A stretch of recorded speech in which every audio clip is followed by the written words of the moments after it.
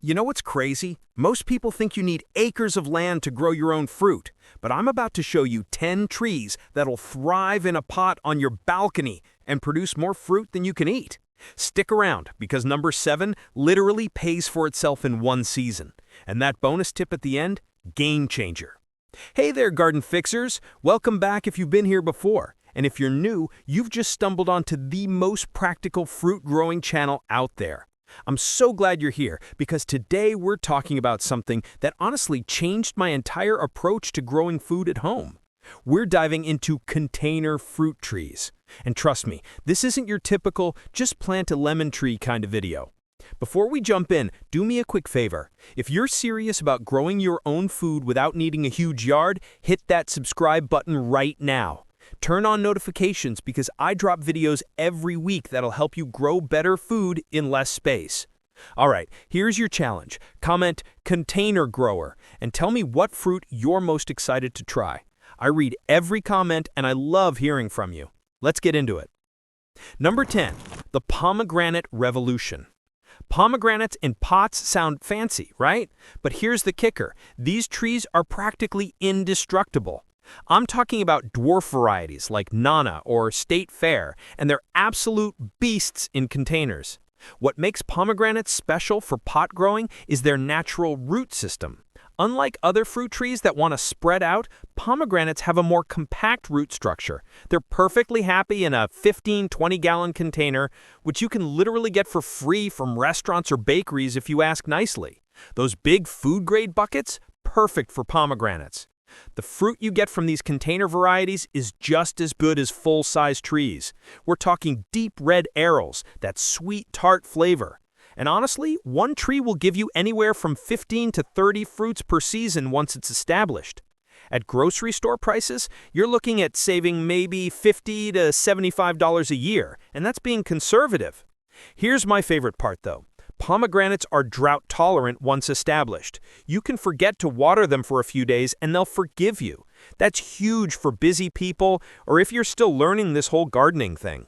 The blooms alone are gorgeous. Bright orange-red flowers that look tropical. Even before you get fruit, you've got an ornamental tree that earns its spot on your patio. Number 9, the fig that changed everything. Figs are where things get interesting, because most people don't realize figs actually prefer being slightly root-bound. When you put a fig in a container, you're giving it the exact conditions it loves, and the result is more fruit earlier in the season. Look for varieties like Petite Negra or Chicago Hardy. These aren't just smaller trees, they're specifically bred to produce heavy crops in confined spaces. I've seen single container figs produce over 100 fruits in one season. That's not an exaggeration. The beautiful thing about figs is they fruit on new growth, which means even if you're in a colder climate and the tree dies back in winter, it'll come back and still give you fruit the same year. You can't say that about most fruit trees. And here's a little trick that'll make you look like a genius. Stress your fig tree slightly by letting it dry out between waterings during fruiting season. This concentrates the sugars and makes the figs taste incredible. It's like nature's candy, but you made it happen. Fresh figs at the store, if you can even find good ones, run about $6 to $8 for a tiny container.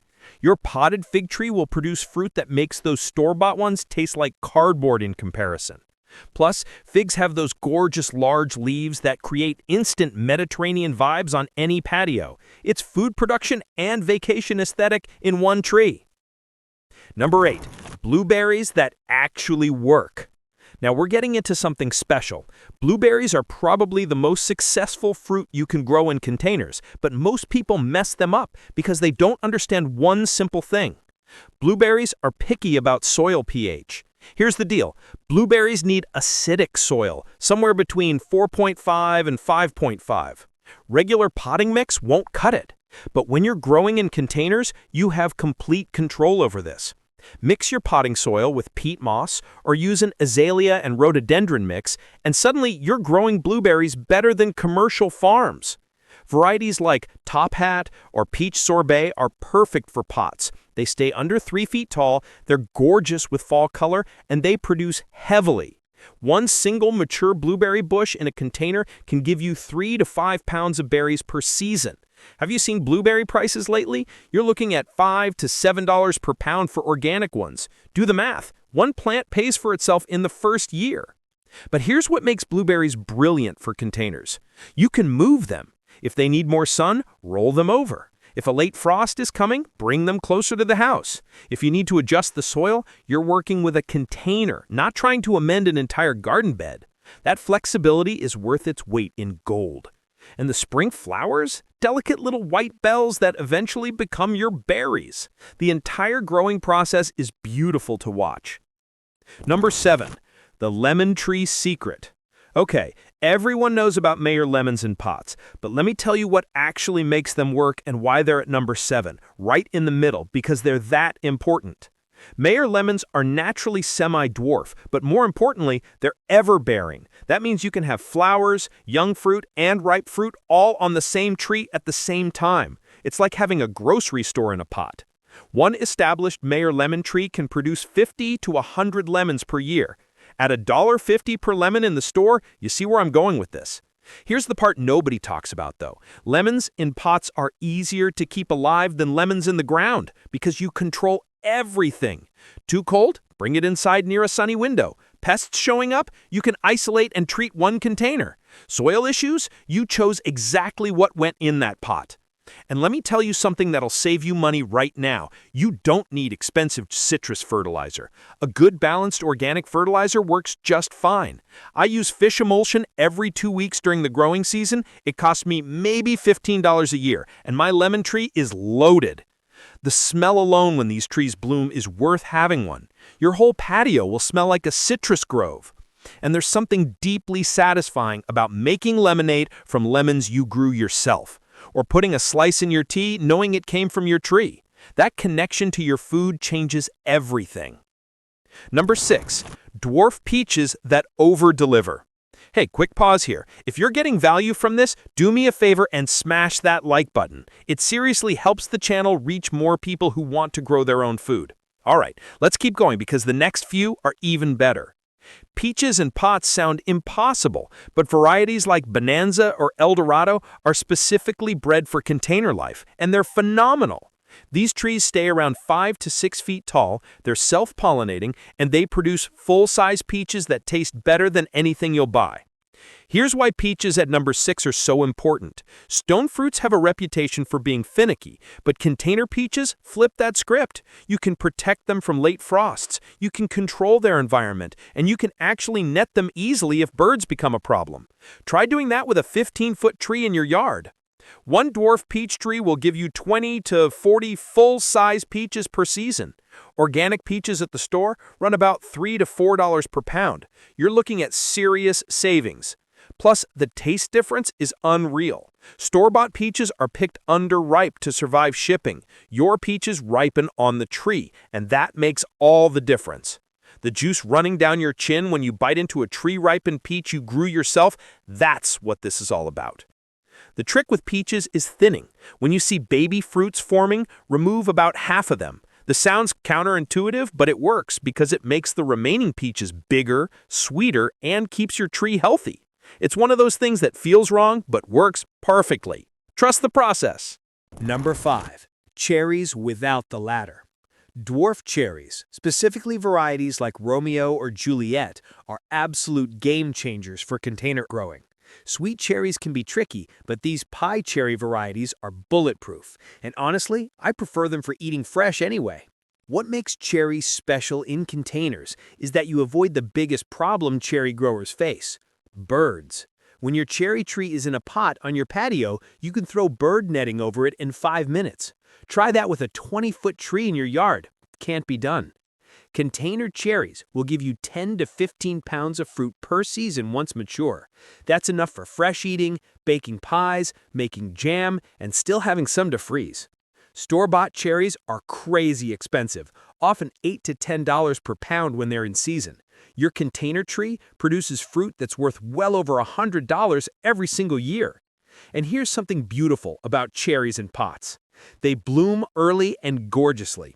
Before your tree even produces fruit, it's giving you these stunning clouds of pink and white flowers. It's ornamental and productive, which means even non-gardeners in your life will appreciate it. Your patio becomes Instagram-worthy every spring. The combination of those spring blossoms, summer cherries, and compact size makes these trees absolute winners for container growing. Number 4. The apple that fits anywhere. Columnar apples are like something out of a science fiction movie. These trees grow straight up, barely any side branches, and they're perfect for containers because they max out at about 8 to 10 feet tall, but only 2 feet wide. Varieties like North Pole or Golden Sentinel are the ones you want. Here's what's wild about columnar apples. They produce full-size apples on a tree that takes up the same space as a small shrub. You can fit 3 or 4 of these on a small balcony and have fresh apples from late summer through fall.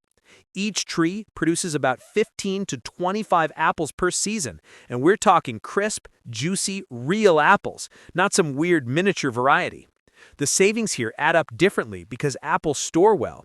You pick your apples in September and October, store them in a cool spot, and you're eating fresh apples through December or even January.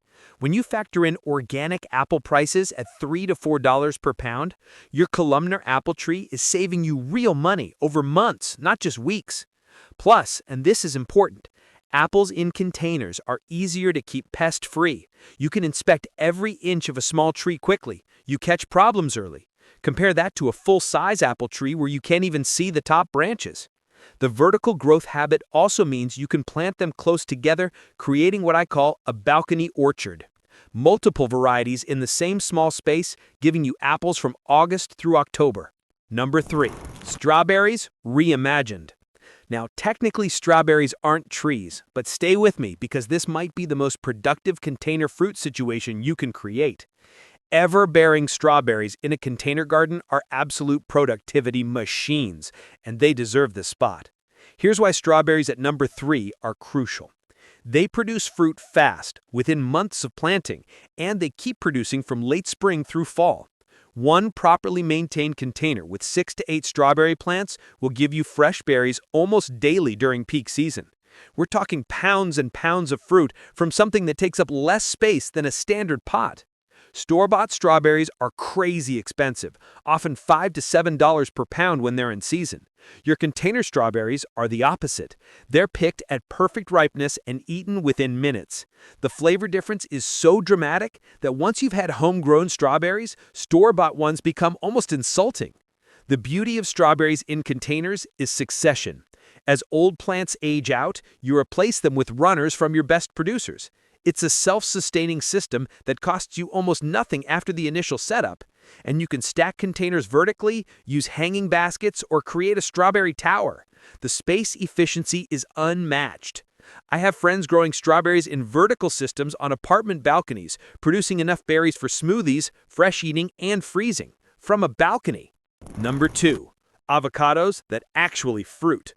This is where people think I'm crazy, but hear me out. Dwarf avocado varieties like Wurtz or Little Cado will absolutely fruit in containers, and when they do, you're getting avocados that cost $2 to $3 each at the store. One tree can produce 20 to 30 avocados per year once mature.